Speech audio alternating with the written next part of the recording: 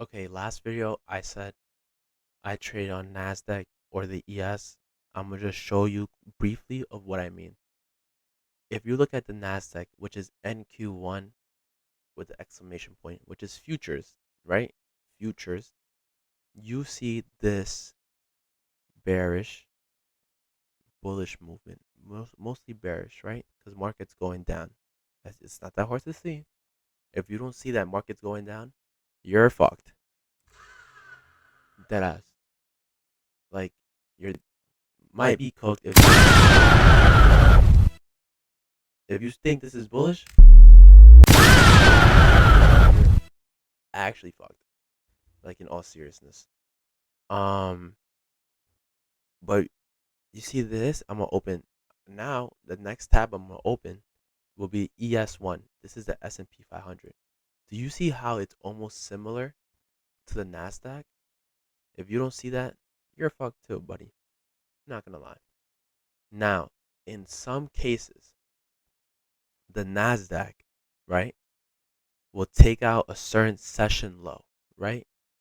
Usually on ES, mean they won't take that session low, right? That will cause a SMT. Go check out PB's channel to know what a SMT is.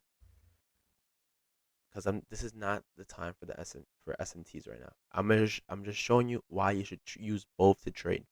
You don't have to, but it would help you succeed more and have higher probability trades if you look at both.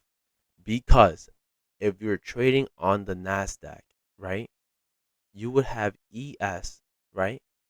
Let's say ES took a certain low and you were bearish, right? But and then the Nasdaq didn't take that low, and you're probably still thinking in your head, "Oh my God, the Nasdaq is gonna take that low. The Nasdaq is gonna take that low." No, they're not, because ES already took the low. So your trade, if we're still waiting for a bearish trade, you're not gonna get it because ES already took the low that Nasdaq didn't. So for this case, you're using both charts to look at, right? You could only have again, you only have to take trades on the Nasdaq, and which is what I was doing for the last 4 months, was I was only trading the Nasdaq, but I was looking at ES to make sure they didn't take a certain low or a certain high. It doesn't have to be either or, because if Nasdaq, I mean, if the ES, which is what I'm looking at right now, took, let's say for example, right, market was going down, down, and they took this high, right, and then ES almost had the same movement where it went down and then, but it went up here, and you're like, oh my God, we could go high. Like we're in market to go high. But ES already took that buy side liquidity. We're probably not going to go up there. We're probably going to go back down and back down and back down. And then the whole time you're looking at NQ thinking we're going to go up, and you're going to put your stop loss down here, and you're going to be like, we're going to take these highs. The whole time you didn't look at ES took those highs already. You're going to get stopped out. This is going to happen to you. You're going to be like, oh, fuck, we got stopped out. Why? Because ES already took your bitch. Think about it like that. If another guy took your bitch, you're fucked. You're probably thinking, oh, let's say you had a girlfriend. Oh, I'm with my girlfriend right now. I'm gonna just buy her flowers for her birthday, right? This is you on the Nasdaq. I'm gonna just buy her flowers for the birthday, right? Or on the first date, I'm gonna just buy her flowers, and you probably think that's gonna help you succeed, right? This is you're succeeding, right? You're taking your TP. What's your goal? Your goal is to hit this certain price point, or in the scenario, your goal is to bag the girl, right? Let's say ES is another guy she's talking to. He buys her food, has a nice car that you don't have, has a BMW, buys her a fucking Birkin bag. I don't know, right? He takes the highs because he had the more volatility to go up and grab his goals, take your bitch, fuck her, and then you're left with nothing because you gave her just flowers. So what's gonna happen? Instead of going up here to your goals, she's probably gonna accept the date because you paid for it and you bought her flowers. But then boom, you're fucked. You're not gonna go anywhere. And then she's probably gonna give you a little bit more attention. And then back down you go. You're blocked. You're ghosted. Nothing's gonna happen.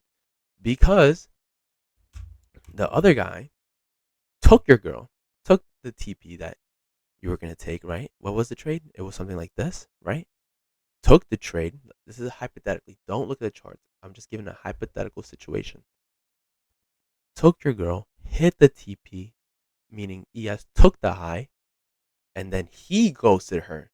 Instead of she ghosted you, he ghosted her, making her crash out, making her go down, making her emotions unavailable, and then it affects you because while she just got a one night stand, while she just got ghosted up here, you're getting affected down here. You're getting that pity attention.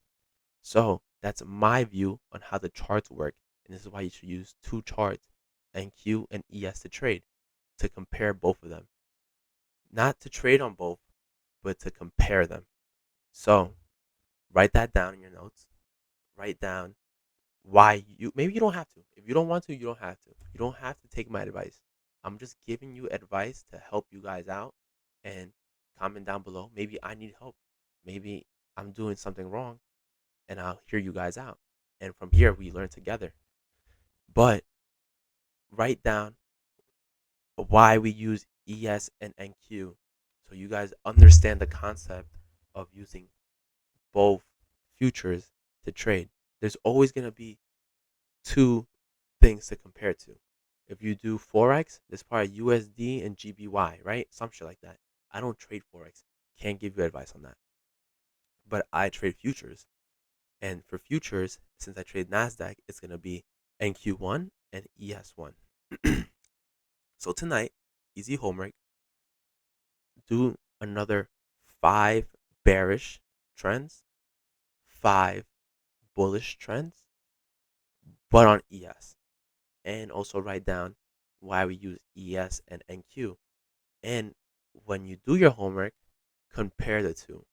Go back to, let's say, for example, this one would be New Year's AM session, and then go look at New Year's AM session on NQ and ES and compare the two, and then realize they're similar, right? They're not the same price, but they're similar, meaning one probably takes the lead and the other one doesn't. It's not always going to be ES takes the lead or NQ takes the lead. They alternate between the two, and this is why you need both of them. Tomorrow will be day 3. We're going to do draw and liquidity. Well, actually, no, we'll just leave it basic and do liquidity. And so you guys could just understand the basics of what liquidity is, and then we'll go into how to know where I want price to go. Okay?